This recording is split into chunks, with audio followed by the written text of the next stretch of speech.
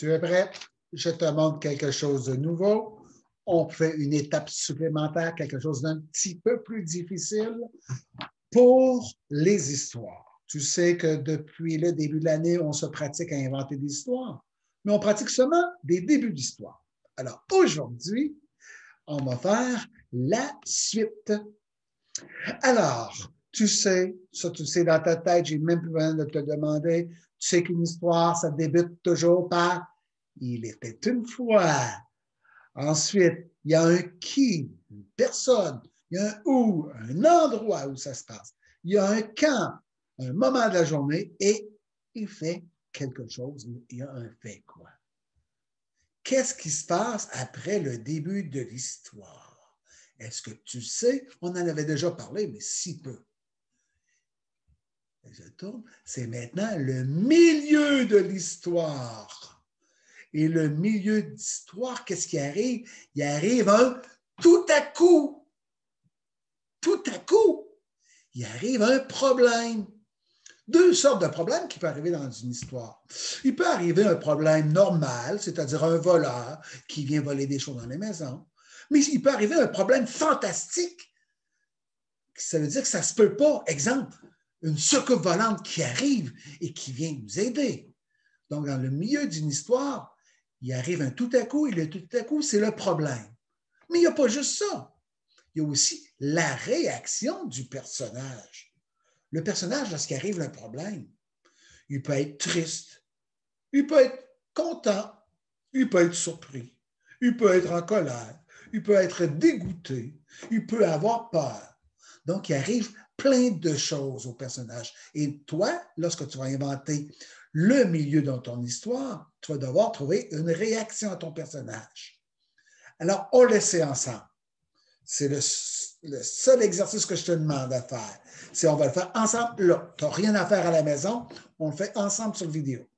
Alors, j'invente un début d'histoire avec un qui, ça va être un petit garçon.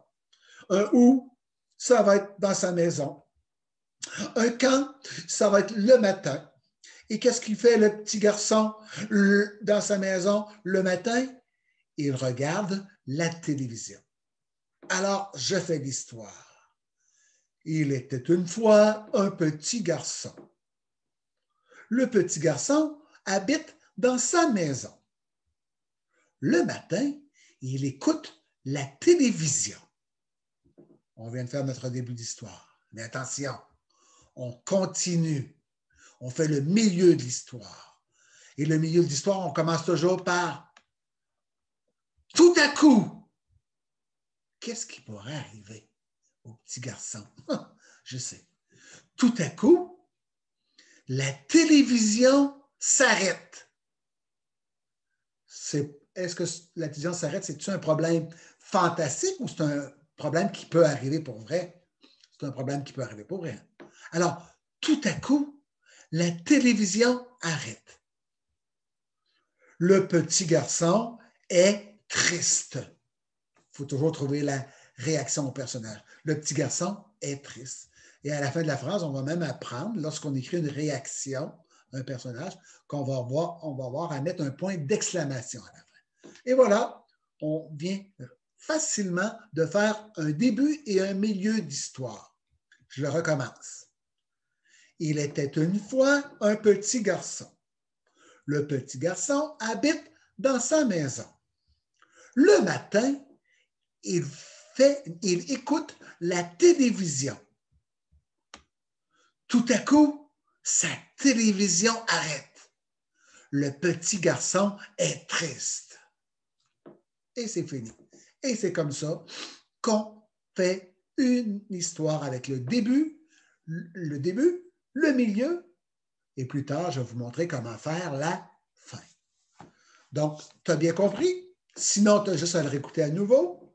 Et demain, ce que je vais te demander, je vais te demander de faire une histoire, mais c'est moi qui vais la faire et tu vas l'écrire. On va se pratiquer ensemble. C'est tout. J'arrête là-dessus.